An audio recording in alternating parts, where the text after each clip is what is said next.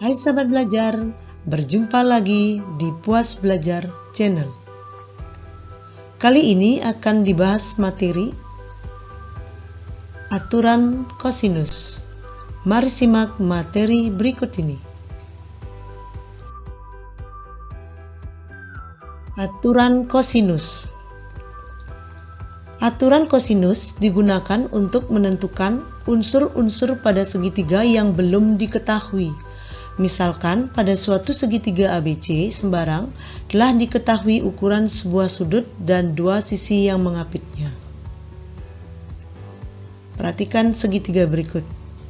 Dalam segitiga A, B, dan C ini adalah merupakan titik sudutnya ya.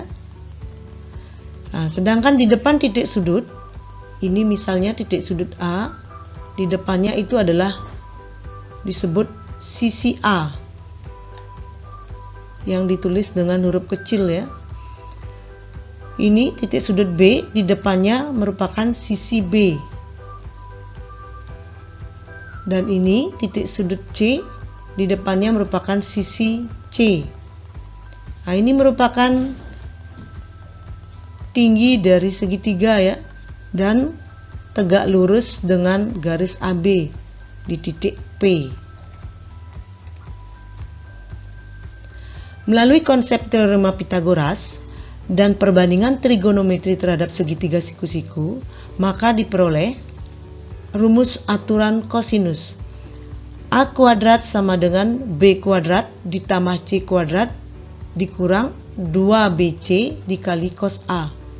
Jadi ini dikuadratkan, itu sama dengan B kuadrat ditambah C kuadrat dikurang 2 kali B kali C dikali cos A.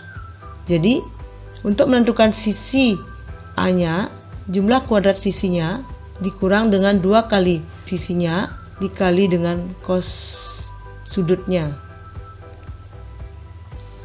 Nah ini juga sama ya, jika B kuadrat yang ditanya itu sama dengan A kuadrat ditambah C kuadrat dikurang 2 kali AC dikali cos B.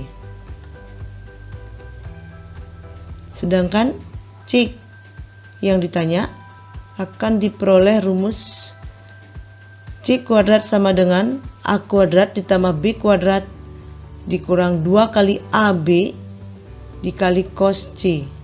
Nah ini dia. Oke, kita simak contoh berikut ini. Seorang seniman membuat ukiran pada figura seperti pada gambar berikut. Kita simak dulu gambarnya. Nah ini ada figura dengan nama A, B, C ya. AC-nya diketahui 4, AB-nya diketahui 8 dengan sudutnya 60 derajat. Yang ditanya, panjang sisi BC pada figura adalah, kita bahas ya.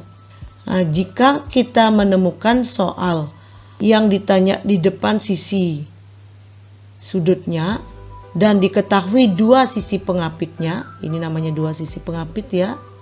Jadi AB dan AC itu adalah mengapit satu sudut. Jadi gunakan aturan kosinus. Nah, ini yang ditanya BC. BC kuadrat sama dengan AB kuadrat, itu sisi pengapitnya, ditambah AC kuadrat dikurang 2 kali AB kali AC kali cos A-nya. Nah, kita masukkan sekarang nilainya. BC kuadrat sama dengan, ini AB-nya adalah 8 kuadrat ditambah AC-nya itu adalah 4 kuadrat dikurang 2 kali 8 kali 4 cos 60 derajat. 8 kuadrat hasilnya 64 ditambah 4 kuadrat hasilnya 16 dikurang 2 kali 8 kali 4 itu hasilnya 64. Cos 60 jika dilihat pada tabel sudut-sudut istimewa yang sudah kita bahas pada video sebelumnya, itu hasilnya setengah ya. Nah Sehingga menghasilkan 64 ditambah 16 dikurang dengan 64 dikali setengah. Hasilnya 48 ya. Jadi ini dulu dikalikan. 64 dikali setengah itu adalah 32. Baru dijumlahkan dengan 64 ditambah 16 dikurang 32. Hasilnya 48. Nah, kita akan mencari BC-nya. Ini baru BC kuadrat ya. BC-nya sama dengan akar kuadrat dari 48. Jadi bisa dipecah ya. Bentuk akarnya seperti ini dia. 48 itu sama dengan 16 dikali 3. Kita sederhanakan bentuk akarnya ya. Nah, melalui konsep bentuk akar dipecah. Jadinya akar 16 kali akar 3. Akar 16 itu sama dengan 4 akar 3. Jadi panjang sisi BC pada figura adalah 4 akar 3 satuan panjang. Oke, kita simak contoh berikutnya. Pada segitiga PQR diketahui sudut P sama dengan 120 derajat, panjang PQ itu adalah 12 cm dan PR mempunyai panjang 10 cm. Yang ditanya panjang QR adalah. Nah, kita akan bahas dan mengawali dengan mensketsa gambar dari pertanyaan yang sudah disajikan ya. Jadi gambarnya seperti ini. Segitiga dengan sudut PQR. Nah, sudut P-nya itu adalah diketahui 120 derajat. PQ-nya 12 cm. PR-nya 10 cm. Jadi jika yang ditanya QR ini ya, dan diketahui dua sisi pengapitnya satu sudut, gunakan aturan kosinus. Rumusnya seperti ini. Nah, ini QR kuadrat sama dengan PR kuadrat ditambah dengan PQ kuadrat. Itu adalah jumlah dua sisi pengapitnya ya. Dikurang 2 kali PR kali PQ kali cos P. Oke, kita masukkan nilai-nilainya. PR itu sama dengan 10. Jadi 10 kuadrat ditambah PQ-nya 12. Jadi 12 kuadrat ya. Dikurang 2 kali 10 kali 12. Cos 120 derajat. Sama dengan ini 10 kuadrat hasilnya 100. 12 kuadrat hasilnya 144 dikurang 2 kali 10 kali 12 hasilnya 240 dikali, nah ini sudut berelasi ya, ini di kuadran kedua dia. Jadi karena di kuadran kedua kita akan ubah cos 180 derajat, ini berada di kuadran kedua ya, dikurang 60 derajat. Jadi 180 derajat dikurang 60 derajat hasilnya 120 derajat ya. Kita ubah bentuknya seperti ini dulu untuk mencari nilai cos 120 derajat. Oke, hasilnya 100 ditambah 144 menghasilkan 244 dikurang 240. Nah, ini nilai kosinusnya itu adalah negatif ya. Jadi min cos 60 derajat. Jadi sesuai dengan aturan sudut berelasi, cos 180 derajat dikurang 60 derajat hasilnya min cos 60 derajat. Bisa kalian simak pada video pembelajaran yang dibahas mengenai perbandingan trigonometri terhadap sudut berelasi ya di berbagai kuadran. Nah, kita akan hitung hasilnya. Ini 244 dikurang 240 kali min cos 60 nilainya setengah ya. Bisa kalian cek juga pada tabel sudut-sudut istimewa. sama dengan 244 ditambah, nah ini min kali min plus ya, 240 dikali setengah itu berarti 240 dibagi 2, hasilnya 120. Nah, jadi QR kuadrat ini masih ya, sama dengan ini dijumlahkan hasilnya 364. Nah, bisa kalian lihat ya, 4 ditambah 0, 4 tambah 2, 6, 2 ditambah 1, 3. Jadi 364. Kita akan tentukan sekarang QR. Tadi baru nilainya QR kuadrat, sekarang QR. Harus diakarkan dulu ya. QR sama dengan akar dari 364. Nah, kita pecah atau kita sederhanakan bentuk akar ini. Jadi 4 kali 91 sederhananya. Akar 4 itu adalah 2, akar 91 cm.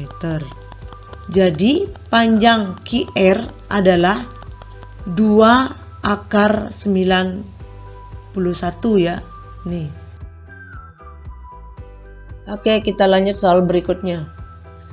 Diketahui segitiga PQR dengan panjang PQ sama dengan 2 akar 19 cm. QR sama dengan 6 cm dan PR sama dengan 4 cm. Besar sudut yang terbesar pada segitiga PQR adalah, kita bahas ya. Terlebih dahulu kita simak sketsa gambarnya.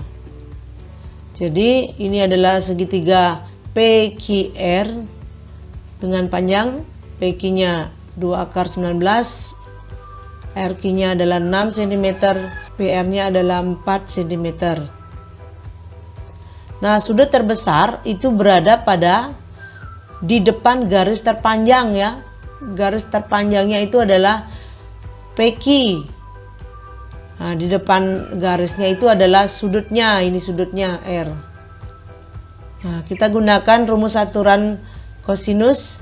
Jadi R kuadrat sama dengan P kuadrat ditambah Q kuadrat dikurang 2 kali P kali Q cos R. Ini ya, karena ini yang dihitung. Nah, kita masukkan sekarang nilai-nilainya. R itu adalah 2 akar 19, sini dikuadratkan sama dengan P-nya adalah 6 kuadrat ditambah Q-nya adalah 4 kuadrat dikurang 2 kali 6 kali 4 ya, cos R. Nah, ini dikuadratkan. 2 kali akar 19 dikuadratkan berarti 2 kuadrat kali akar 19 dikuadratkan. Jadi 2 kuadrat sama dengan 4. Akar 19 kali akar 19 hasilnya 19 ya. Sesuai konsep bentuk akar, jadi akar P kali akar P sama dengan P. Nah, ini akar 19 kali akar 19 sama dengan 19. 19 kali 4, ini setelah dikuadratkan ya. 19 kali 4 hasilnya 76 ya. 6 kuadrat itu adalah 36 ditambah 4 kuadrat sama dengan 16. Jika dijumlahkan hasilnya 52.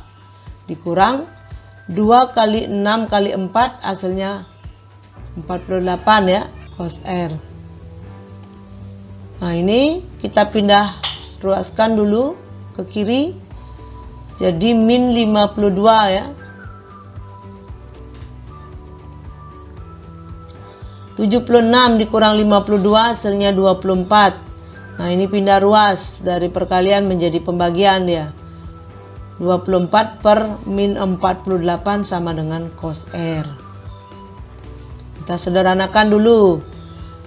Sama-sama dibagi 24 ya. Hasilnya min 1 per 2. Nah, itu hasilnya dari cos R. Kita akan cari sudut R-nya. Nah, kita bisa lihat dari tabel perbandingan trigonometri sudut-sudut istimewa. Cos berapa sama dengan setengah? Cos 60 itu sama dengan setengah ya. Karena ini ada negatif, dia berada di kuadran kedua. Jadinya kita harus cari sudut di kuadran kedua. Jadi 180 derajat dikurang 60 derajat ya. Nah, sudutnya sama dengan 120 derajat. Jadi besar sudut yang terbesar pada segitiga PQR adalah 120 derajat. Oke, kita beranjak pada latihan sekarang. Diketahui segitiga ABC dengan panjang BC sama dengan 4 cm, AC sama dengan 6 cm, dan sudut C sama dengan 60 derajat. Tentukan panjang sisi AB. Nah, kita simak dulu gambarnya ya. Nah, seperti ini sketsanya. Segitiga ABC ini memiliki dua sisi pengapit dan satu sudutnya. Untuk menentukan panjang AB, silakan gunakan aturan kosinus. Nah, coba dilanjutkan.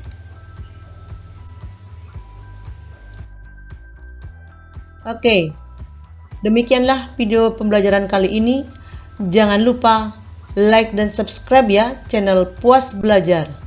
Sampai bertemu kembali di video-video berikutnya. Salam cerdas berkarakter.